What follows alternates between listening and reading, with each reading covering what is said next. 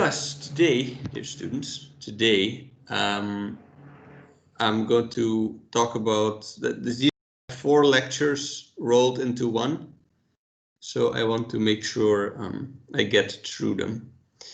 Today's more of a historical lecture. We're going to talk about what happened in history rather than what any particular author said.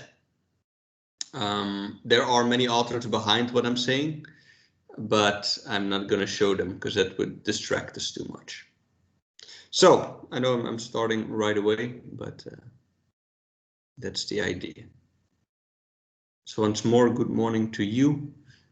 And let's start talking about the second part of the lecture of The Empire Strikes Back and how the king consolidated his power, right? Last time we talked about the theories of the Italians, and today we're going to talk about royal absolutism.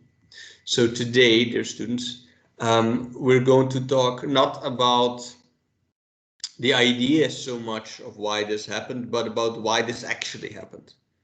We're going to talk about the historical process. It happened from the 15th to 17th century onwards, in which power became centralized in Europe, which means that the central government, in most cases, is the king. He drew a lot of power resources towards him, and thus you had a centralization of politics. In contrast to the fragmentation of the feudal period, which we discussed earlier, where yes, you had some kind of central leader, but he didn't really control things. It was much more controlled locally with these overlapping spheres of authority. Well, now this will be drawn into one sphere of authority. And today we're going to discuss how this happened, right? How was the king able to draw this power towards him or her? Partly due to their individual doings, but also partly due to some broader historical processes. And that's what I want to talk about. I want to give you a background on those broader historical processes. Now, there are 3 that we will discuss. First one is the breakdown of the political authority of the church. The church itself did not stop having authority, or let's say the word of Christ did not sound any less strong, but it decreasingly translated into political power. So people still believed in God, but they did not necessarily accept the authority of the Pope or the authority of bishops as politicians in the way that they did in the past. Second big process is that the nobility, which was the main competition for the king, was being replaced by another elite group that is the bourgeoisie or the rich. So the landowners were slowly being replaced by the capitalist class, which at least on the short term played in the advantage of the king. Long term not, but we're talking about these 2 centuries here. So you had a shift in power on the lower level, let's say, of the lower elite. And the last element that contributed to this is that simply the historical circumstances and the way that government worked and the way policy worked kept favoring a more central way of ruling the country. It was simply becoming more and more efficient to have central organization. And since the king was at the center, that inevitably just drew more faculties towards him.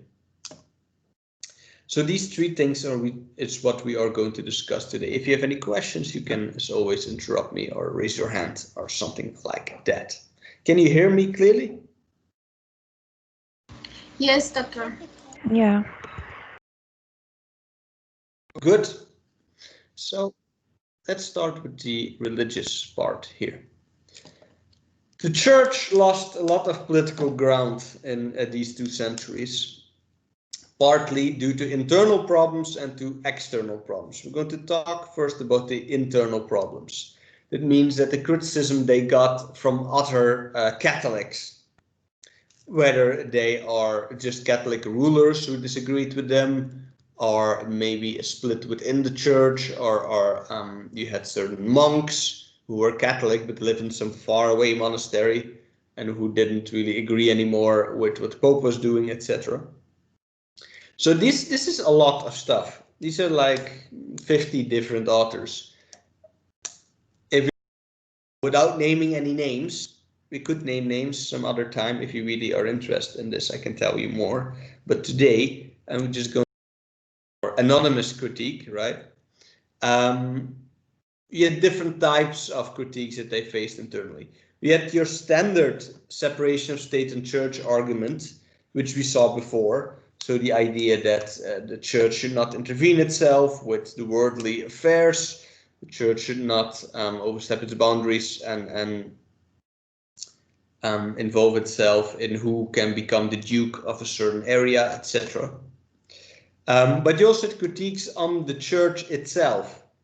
So the church in these times was going through a lot of corruption, a lot of weird things. For example, at some point there were 2 popes, one in Italy, one in France. It's hard to explain, right, from a theological point of view, that God now chose 2 separate people. There was all kinds of corruption. For example, at some point they started selling tickets into heaven. So just like from my colleague Melvin, you'll be able to buy a ticket to pass the course because he is corrupt. I set that on record now, apparently. You could buy literally your way into heaven. So if you gave enough money to the church, they would write you a certificate that the Pope guaranteed your entrance into heaven. That is an obvious corruption of the faith, right? So the prestige of the church was very damaged. And a lot of popes would simply overstep their boundaries and try to play emperor, etc. So they would catch a lot of critique from other Catholics who didn't like to see, who thought that if the church would keep involving itself in these worldly affairs, it would damage its reputation. A separate critique from that, and an interesting one, was that various priests started to call for the church to be democratic. So the idea was that the church doesn't actually need a supreme leader. You don't need a pope. The church could just be ruled through a council of bishops. So since the church basically is a community, right? And it breaks down to local communities, you could just have a federation of communities of faith. So individual physical churches, right? And they have been representatives, and those are represented on a bishop level. Those represent on our bishop level, and all those people come together and they make the decisions for the church. So we don't need the Holy See. We don't need a pope, basically. That side did not win the debate, right? Today we still have a pope. They got crushed, but they did try to make it like that. And then you had a very different type of argument, which actually asked for less separation of state of church, and for the state to take on some religious roles. So this came from certain priests and missionaries who wanted the state to simply force the religion onto people, right? Either in a colonial context or back at home to just drive out the heretics. But in both cases, the state was saying, the church was saying, or these particular religious communities were saying, hey, we would actually like it if the state had more authority over religion because it could help enforce it. It's the opposite of the first argument, right? But both of them give less power to the church. Now, all of this didn't really change the course of religion. It didn't stop belief from happening. It didn't damage Catholicism. But it did take away the ambitions of any pope to be, let's say, the emperor, right? There was too much internal critique against his misrule and against his ambitions for the pope to want any more authority. Yet a bigger problem on the whole was not the internal criticism, but was the external problems that the church had. And by that I mean that the church split at some point. In the 16th century, the Reformation started with a man called Martin Luther, declaring that the church was so corrupt that he and his people simply had to split from it. And this was known as the Protestant movement. So you had a split between the Roman Catholic Church and the Protestant Church. So basically it's split in two. And that kind of ends the empire of the church, right? Because now it lost a lot of its ground. Now this is a very complex thing. Astrid, you have a question? Yes, can you repeat the name of the man? Martin Luther. Thank you. So Martin Luther King, right? His name is based on in previous Martin Luther. That was the first one. After that, you had other movements. You also had a Calvinist movement, which is a variety of this by Mr. Calvin in Geneva. And then you had also in Britain, you had the British Crown declared their own Protestant church. So this became various movements, and this is very complex. This used to be a lecture. This slide used to be a whole lecture of 2 hours, because there's all kind of religious things there. So what I'm going to do today is hyper summarize this. All right. So if any one of you is Protestant, I am going to apologize already for oversimplifying things. But for those of you who don't know what the difference is between Catholicism and Protestantism, there's many differences. But the main one would be that in Protestantism, there is no such thing as an organized religion. There is no hierarchical church. There are churches and there are church leaders, which are your priests. And there's no pope. So in Protestantism, you have a more individualized religion. The idea is that you on your own, that means, let's say, your family, has to decide how you will experience faith, and you have to read the Bible, and you and your priest have to figure it out together. But there is no such thing as a bigger community. Let's say there's no such thing as a global Catholic Church and a global community there that will set guidelines, that has its own saints, that has its own, ethical rules and things that the church organizes. So Protestantism is always more local and more individual in its, and they also then have no saints. They have less stories, right? It's just your interpretation of the Bible, basically. But again, there's many factions within this, so I'm simplifying it, and I apologize for that. To quickly show it on a map, right? This is what happened. So the green area on this map is the part that was still Catholic. And then you had the pink area was the one that became, what we would call Protestant today, or Lutheran. So it's large parts of Germany, Scandinavia, etc. Calvinist was around Geneva. It also took parts of the Netherlands, which then later just became normal Protestant. And as you can see, the south of England had its own church, the Church of England. And the blue is Orthodox, but this split much earlier, right? This was basically the East Roman Empire, which was its own religion from the start. So that is not included here. So what happened? What are the consequences of this? Well, Protestantism was not a political movement in and of itself, although many smart people have pointed out it does favor capitalism, and it works with it a little bit better than Catholicism. My essay also writes about that. It did have far-reaching consequences for politics, this split, this movement. One of them is that it simply shattered Europe into different states, which were no longer unified under the church. And this whole idea of an empire became much less feasible, because no unity, and worse, it started a civil war, which was a war about religion. So this was no longer just a war between countries in which the church could be like the neutral faction. This was a war against the church, physically also attacking them in many countries, such as the Netherlands. And then the church would go physically attacking the Protestants. So that damaged the authority of the church, right? Because it also unleashed this whole flood, this whole tsunami of criticism from now independent religious communities. And yet all kind of debates on the authority of the church. And that chaos would, of course, benefit the king, because king was not directly involved in any of this, and they were just fighting each other. So the king could step in and, let's say, draw this authority towards them. Also written in law in the Peace of Westphalia at some point. Another thing that happened is that in the Civil War, the Protestants would often turn towards the nobility and towards the king for protection. Because although they would kind of win it long term, they started this fight as a minority, right? They were people, as a sect, they were people who just declared suddenly they were a different type of Christians.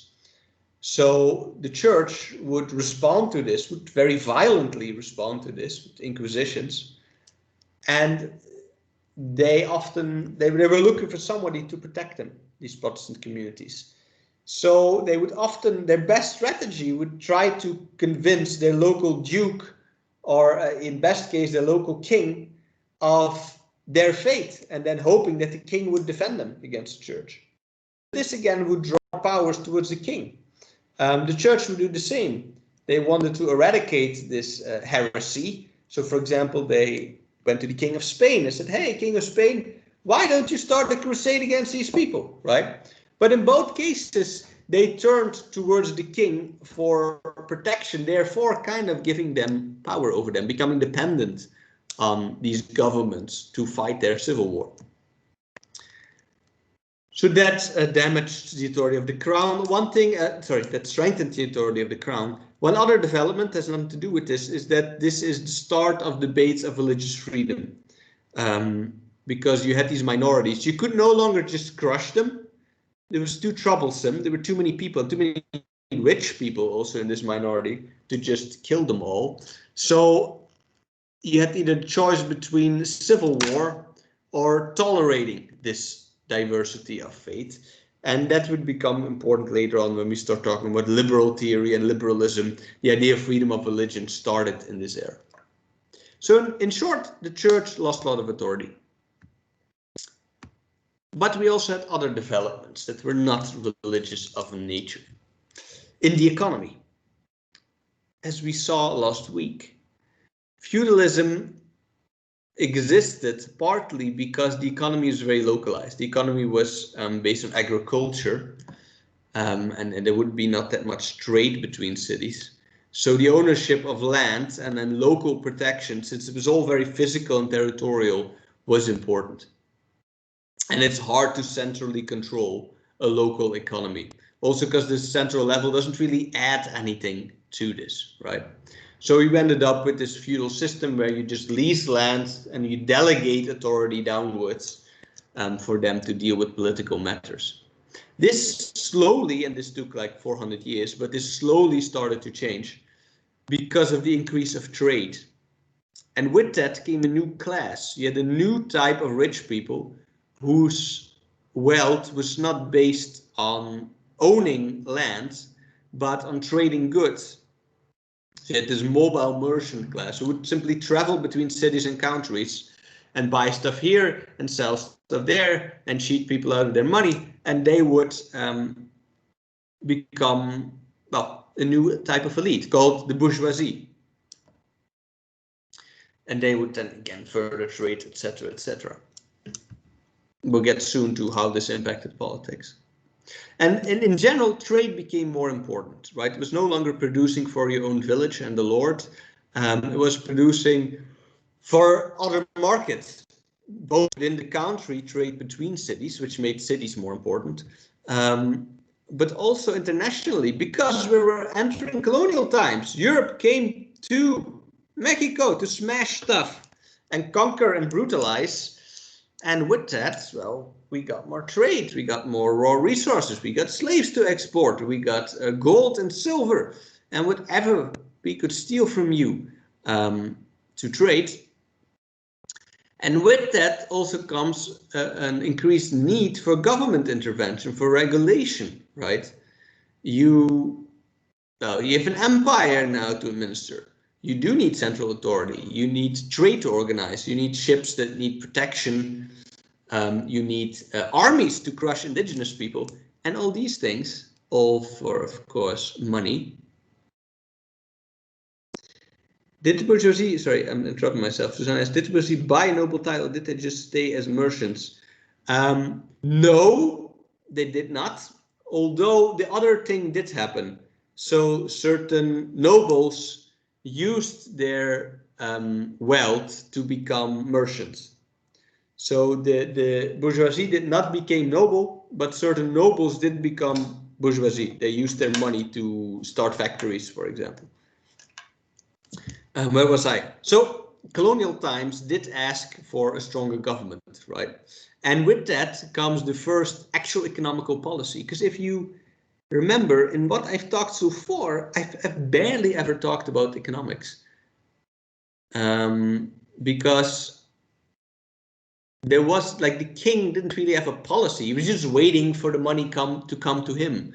But now with this increased competition for territories, the king did start having interest. Okay, let us have a certain trade plan, right? That's me. Let me go to England, me, the King of France, and negotiate with him a trade treaty.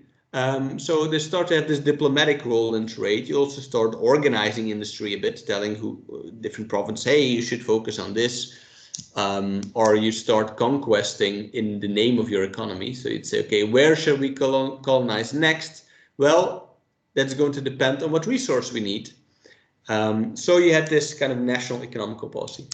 Astrid asks, what is subleasing? Subleasing is you lease something. That means I give something to you for you to use, right? And you pay me for that. And subleasing is if you, in turn, then split it into parts and you lease that to someone else. So I rent you an apartment and you rent that apartment then to other people. That is subleasing, subrenting, right? Leasing is about using it. So those are changes, and with these changes came a new class, the bourgeoisie, as I already said. And they were in sort of passive-aggressive conflict with the old elite, the nobility. So both were rich, but the new rich, their wealth was just based on money, while the old rich, their wealth was based on land. So they would just each year get their taxes, but they didn't produce anything. Right? Their wealth would come from taxes, while the new rich, their wealth would come from investments. And they were jealous of each other, right? So this bourgeoisie, this change would actually favor the king. And that's a bit paradoxical. That's not intuitive for you to understand, because today the capitalist class does not like central government, right? But that's because the government is no longer on their side. But back in the day, when capitalism first started, and was also more monopolical, the bourgeoisie would actually, and you might not expect it, would actually favor centralized government and would favor a strong state over a fragmented state with all this local authority. Now, why is this, right? Why this kind of counterintuitive alliance between the bourgeoisie and the strong state? Well, first of all, because they were in this passive-aggressive competition with the nobility. They didn't like that the nobility had more rights than them, that they could levy taxes, etc. They basically want to get rid of them. And the easiest way to do that is to hope that the king, well, kills them all, or that the king takes away their power, right? So whenever there was an opportunity to favor the king against the nobility, they would take the side of the king in this.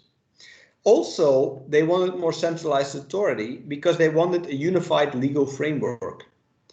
In medieval times, in feudal times, every place had its own law because every count and baron had the right to create laws. Well, not to create laws, but he had its own privileges, which meant that every city had its own taxation system, had its own measurements, had its own quota. Maybe in this city you had a maximum price for bread, but in that one you didn't. It had its own people you needed to pass through. It had its own laws for how the market was operated. So if you wanted to run a big enterprise, a big trading company, this was very confusing. It was better if you just had one law for trade across the whole country, preferably across the whole empire, because then you can standardize your business model, right? So that's why they didn't like this fragmented political order. Also, a difference was that the relationship towards the poor, right? The poor just, but besides that, they had nothing to do with them. While the old elite, the nobility, had a more organic relationship with their working class, let's say, because they've been living on the same land for hundreds of years. And your great-great-grandfather was working for my great-great-grandfather back then, right? So, and it was also religious, kind of their relationship to each other. So the old nobility was not particularly scared of the poor. They could just walk in the village and they would be, oh, there's the Lord, praise the Lord. And the Lord would be like, God bless you too, peasant. While the rich didn't have this relationship. The rich were much more scared of poor people, and they still are, right, today. So they actually liked a stronger state to protect them from social unrest, to protect them from any rebellions of these stinky poor people. So they wanted a strong police, just like today the right still favors police repression, right? Favors this tough on crime or tough on anything, Mexico Libre type politics. And it started back then, right? So they wanted actually a strong state to protect their property. And lastly, they had an interest in colonialism, because colonialism gave them more resources, gave them new markets, gave them lots of opportunity to make more money. And to do colonialism, you need an army, therefore you need a king. So the bourgeoisie was like, you go king, go and conquer these brown people and bring us back money. So they had a natural alliance, while for the nobility, colonialism was not that interesting because their power came from their land which was over here, not at the other side of the ocean, right? So this again favored the king because he got support for that. So the early capitalists, contrary to what you might think, actually favored absolutism, favored dictatorship of the king, because it helped them economically and created more stability, right? So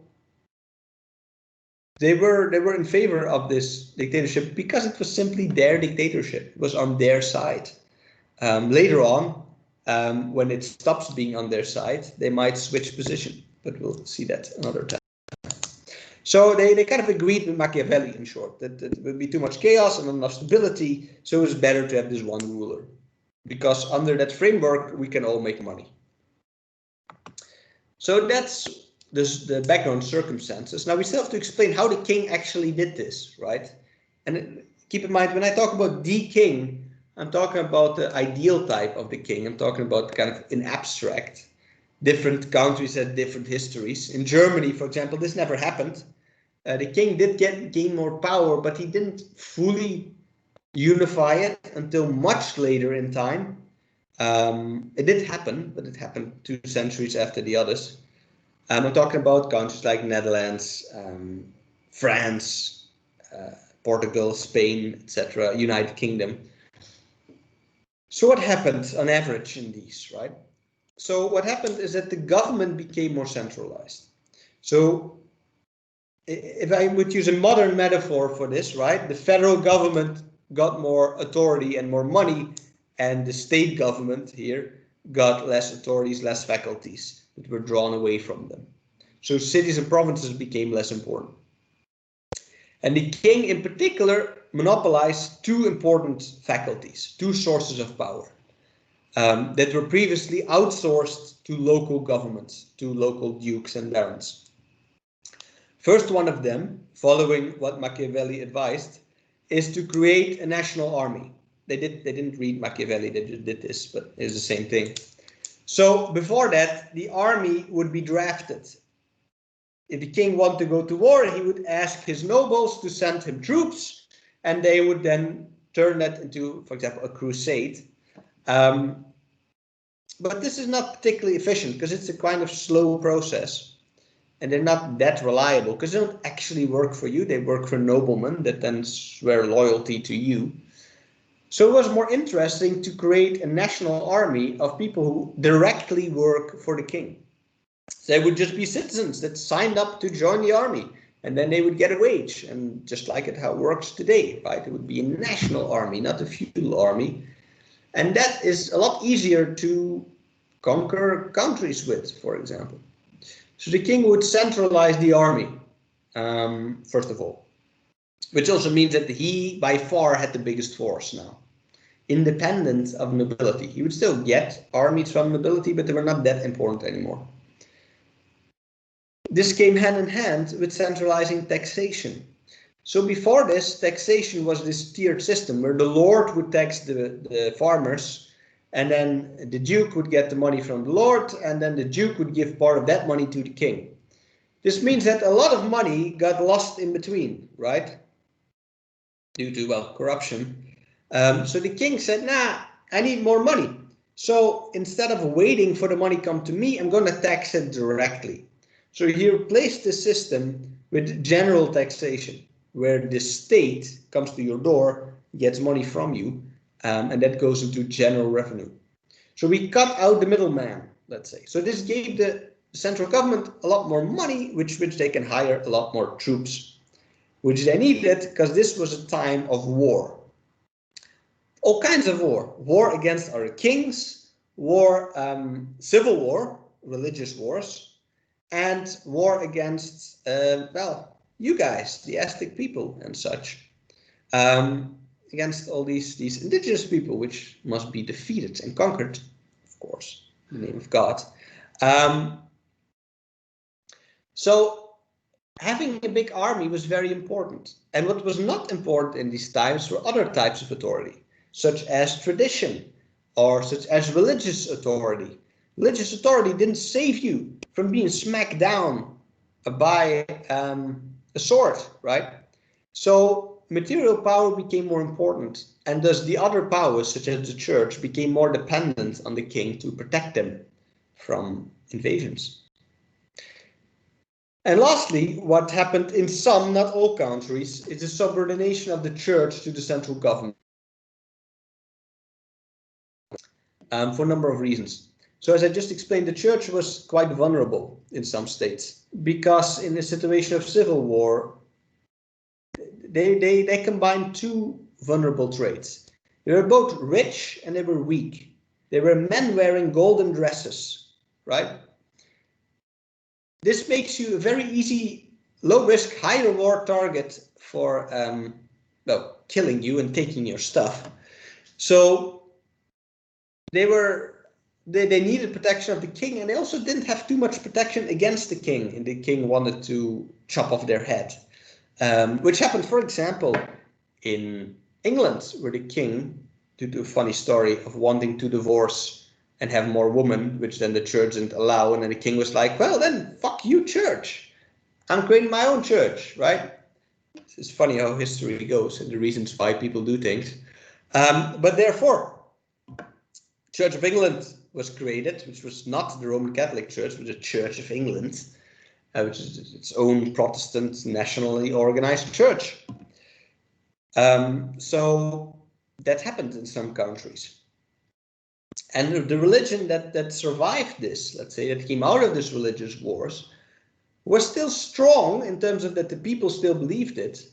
But either the king made it so that religion became a very private affair. This was mostly so in the Protestant countries, as in, yeah, this is about you and your family and you praying before dinner and this kind of things. But there are no, it should not play a role in national politics, right? The ethics of the church, this was relegated to the background. Shouldn't talk too much about those kind of rules. Or in the case that the church was giving public appearance, where priests were pushed to the foreground, and here now you speak. This was usually to speak in favor of the king, right? To tell people who were, for example, rioting, to say, hey, church, you shall not kill and go back home and think about your sins or something like that. So the church was usually used to support the king, right? So either they shut up and say, oh, this is private, or they can speak up in case that helps authority. So the king amassed all this power. And with that came a theory, or a new concept, the concept of divine right. This was the theory that would be used for the next 200 years, that would become popularized, that would be repeated a lot in books to justify this central authority of the king. So this, I'm telling you about this not because this is a good theory. This theory is kind of retarded, actually. But it's what was dominant at the time, and you should know how it works, right? This is not a particularly interesting argument. Just like the other arguments we've seen, right? Like all dictatorial arguments, the practical reasons for this was out of fear of chaos. So people agreed to Machiavelli that, look, in this new civil war situation, we should unite under a king. We should have one central ruler, right? There was the practical reasoning for it, but they also had to give some kind of ethical, religious, philosophical argument of why this was happening. And in that, they combined a bunch of things that we already saw.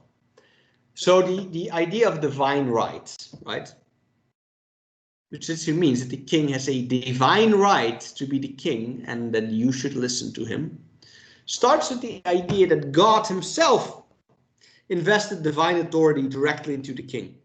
Which means that once upon a time, God looked to the clouds and said, you should be the ruler of this land, and everybody should listen to you. And that's how it is, right? So once upon a time, the king picked a person in each country to be the king. That always happened in the past, right? That happened in a mythical time that I cannot verify because I'm alive right now. But I have to believe that once upon a time the king picked your great-grandfather to be the king, and that I therefore should listen. Because you're not just selected by God. God invested divine authority in you. You speak with the word of God. If you command something, it's God's command. And this power, this holy power invested in you, is inherited.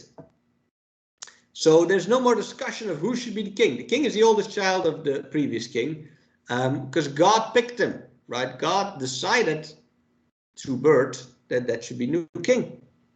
So you have direct inheritance. No more bishops, no more nobility talking about who should be the king. It should be the next child. Even if they're stupid, doesn't matter. God wanted it that way, right? So you inherit this divine authority of God. And you as the king, because you did have queens sometimes, some countries, such as the UK, you only owe this responsibility to God, right? God gave you this power, not the people. People didn't give you this power. God was there, he put you in charge, right? It's a bit comparable to if back in high school when the teacher needed to leave the classroom and he was like, you watch that everybody stays in check. Your authority now as the class principal was not democratic, right? You had to, your authority came from the teacher and your responsibility was towards the teacher, not towards your colleagues. So this is true. If their responsibility is only versus God, then also the people shouldn't question it, right? If you were a bad king, then God was going to punish you in hell. Not right now. So you shouldn't rebel. You shouldn't, because if you rebel against the king, you're rebelling against God. That's not good. And then lastly, from this follows that king, who's kind of like God, could set the law, right? We saw previously in theories of Thomas of Aquino and people like that the king should rule within the law, that the law was there first, right? And the law kind of makes the king. They said, no. That's an old idea. It's really the king that makes the law, right? So the king has all the power in the state. Again, this theory doesn't really make too much sense necessarily, but it forms some kind of coherent argument. And if you say it with enough force, then people will listen to it. Now, to end, this was controversial. It's not like this divine right happened everywhere and it was absolute. There was resistance against this, right? Particularly in the United Kingdom. So what was the common argument? So the nobility would often try to get their power back and say, no, but you know, your authority does come from the community, or at least your mission is towards the community, and thus the community should be represented. Should that mean we should ask the people? Of course not. We should ask us. They're representatives of the community. So for example, in England, they create a parliament fairly early on, but that parliament was not an elected parliament. It was just a parliament of, you know, the mafia de poder. So you had all kind of arguments to give power back to local elites. And you had religious arguments against it. Either that, you know, that the king was not directly appointed by God, but that the church represents God, etc. These old arguments that we already saw.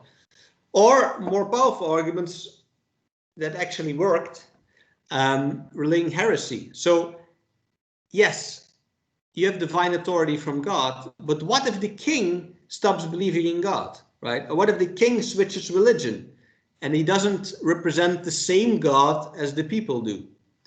Then you get a conflict, right? For example, in England, the church was Protestant, but now and then you would have a king who would be persuaded by the sanctity of Catholicism, and he would try to change the country back to Catholicism, but then the elite would say, hey, but that's heresy, because you're divine right by our God, not this other God, which is the same God, but anyway, it's a weird argument. But anyway, they got rid of the king for that. So now and then you had a backlash, but long term, right, the king did win in most cases. Because long term, none of these critiques, these pre-modern critiques really mattered. Because at the end of the day, centralized rule was simply where history was going. Modernity required centralized governments, right? You have no governments today that are all fully local. You always have a federal government in each country. And that's simply where history was going, because you had all these incoming wars, you had this national economy, etc. You had better communication, it was just easier to organize things. Centralized government also allowed for new things, such as educational policy, for example, that were good. So this going back to the past wasn't the strongest argument, right? All these arguments were essentially conservative. They didn't try to go beyond the king to some other type of politics completely. They were just going to go back to a previous version of the king. They were not democratic. They didn't fundamentally question things. So real change would only come with modern political thought, which comes with whole new ideas such as individuality or equality. But that, dear students, that is for the next part of the course. So, what questions do you have? Or what things do you want to remark? Say, teacher, you're lying about Protestantism. This is not true. Please tell me.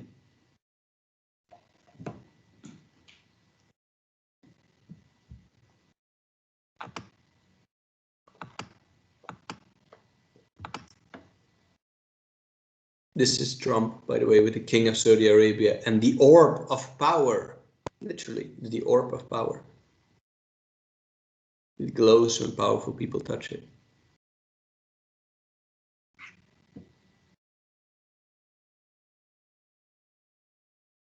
Did I speak you all into sleep? I don't think so. All right.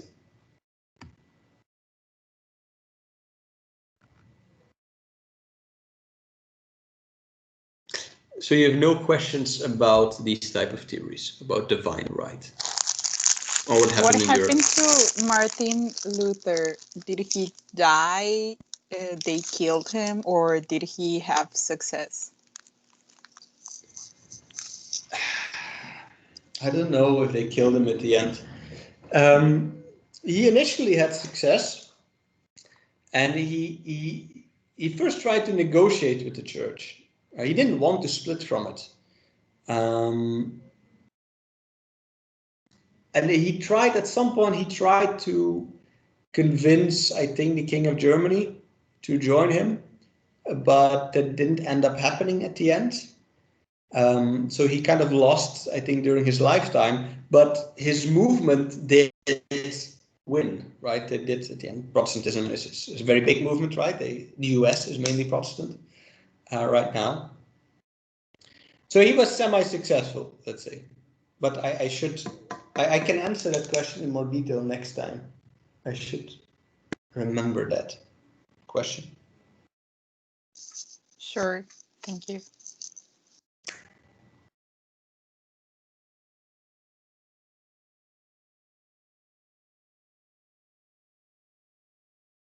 Yes. Well, people didn't question much indeed because of educational reasons, because also nobody really believed in them. Because the whole elite, although the elite was fighting against each other, they were united against normal people, right? Until the French Revolution. Just adding to the question of my classmate, I am not exactly sure what happened to Martin Luther, but I don't think they killed him because he decided to side with the other elites. He was arguing that we were all equal to the eyes of God, so that caused a certain peasant revolts because they said, okay, if we are equal, then why are those kings in power? They are not different from us in the eyes of God. And then he argued against those revolts and he started saying, like, we are equal on the kingdom of God, not on earth. And he actually invited other Germans to fight those who revolted. So, like, there was a he huge played chunk the of the power game. nobility. Yeah, exactly. And the other guy, Calvin, he was able to actually control the city, Geneva. And their game was mainly through cities to convince city by city. There's different education for different levels of ability. I don't really think so. I think the king received more education because the king was trained since he was born to be the king. But in general, no, nobility would be more educated. Church would be more educated at this time. You would, in some countries, you would have some type of education, but very limited for normal people.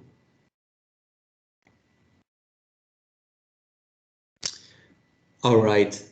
If nothing else, dear students, I'm going to let you go. So next time, I think we are with presentations, right? I look forward to that. I look forward to seeing some of you because I've been talking to an anonymous crowd for weeks now. So that's what's going to happen next week. All right. Thank you, Doctor. Yes. Yep. Thank you so much. Take care. Thank you. And see you tomorrow. Have a nice